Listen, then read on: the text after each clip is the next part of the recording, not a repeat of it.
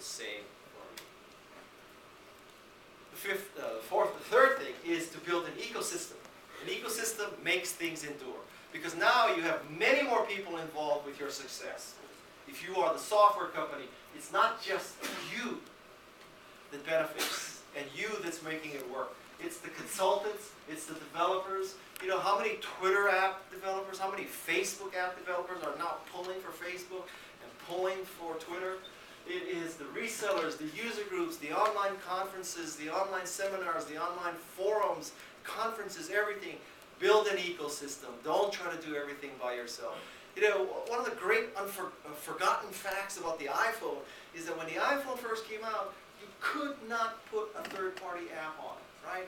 Apple's solution was build a plug-in for Safari, because we believe that a phone is very different from a computer. A phone, you have to be much more careful. You can't let all this crap go on a phone. Therefore, the Apple iPhone is closed. A few months later, Apple completely reversed itself and says, oh yes, you know, now you can develop apps. And now, today, it brags that it has the most apps. It's gone completely 180 degrees, right?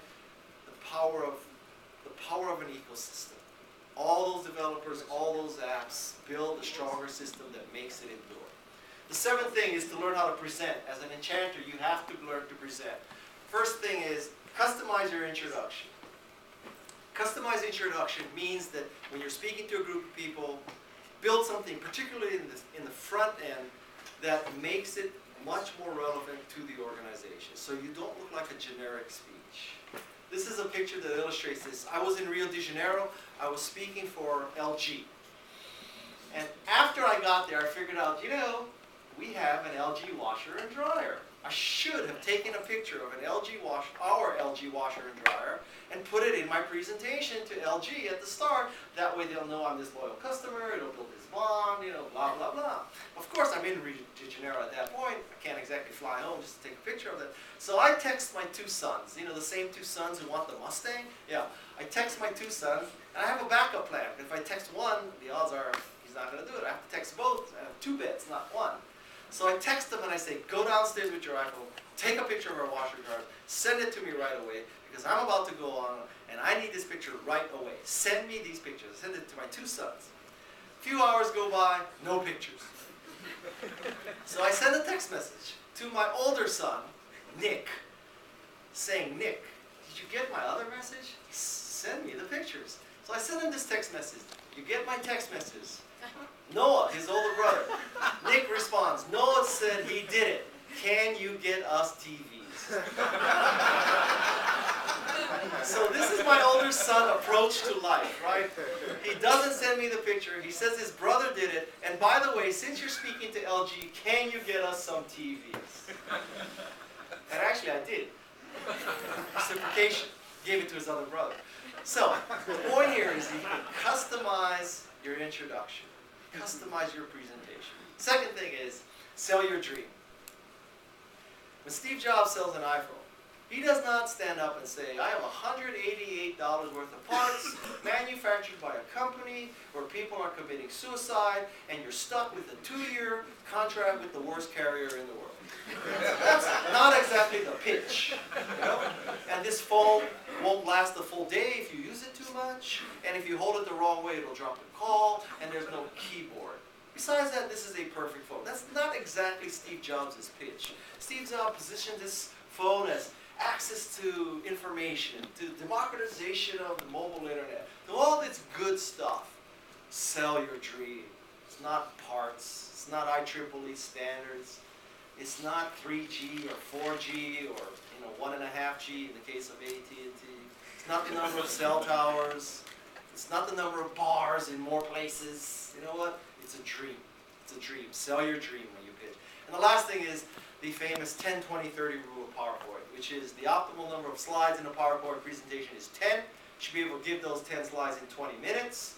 And the optimal size font is 30 points. You just remember the 10-20-30 rule. Your presentation will be better than 95% of the presentations in the world. 10 slides, 20 minutes, 30-point font. The eighth thing is how to enchant your boss. Special topic, how to enchant your boss. 3 key ways. First of all, I hate to tell you, but the primary way to enchant your boss is when your boss asks you to do something, you drop everything and you do that first. Whatever your boss asks you to do becomes top priority. Okay, I understand that you're an intelligent person, you can take the long view and the big picture, so you might think, oh, I should weigh his request or her request against what I'm currently doing. Is what his request or her request doing optimal for the organization? Not him or her in particular, but is it the best thing for me to do for the organization? I'm telling you, that is wrong.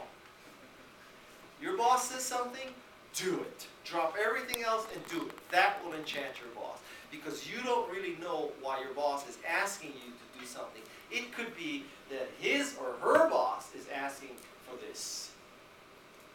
Drop everything else. First way to enchant your boss. Second way to enchant your boss is prototype fast. That is, if your boss says, I need a PowerPoint presentation in 3 weeks,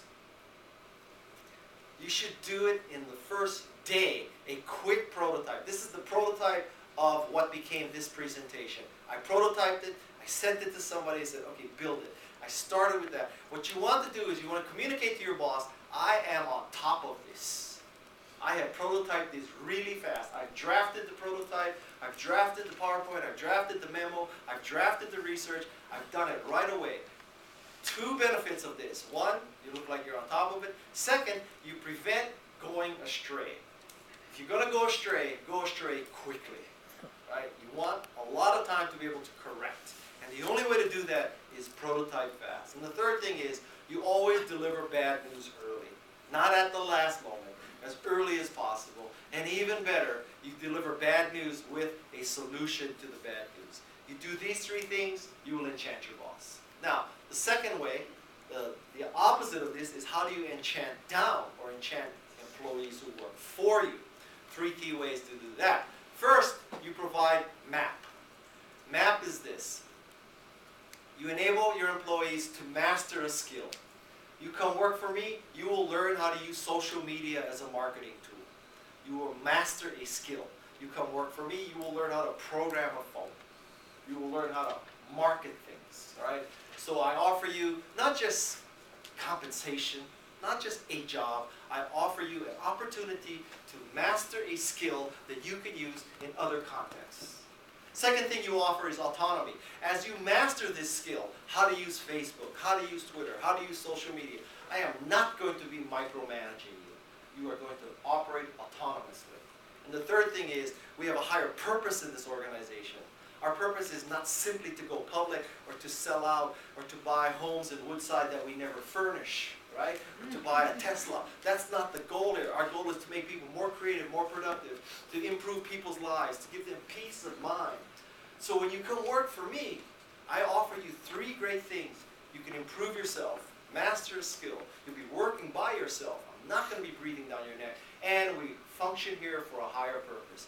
You provide a map. Wow, you'll enchant your employees. Second thing is, you empower action. You basically say to them, I trust you. I let you make the decision. Do what's right for the customer.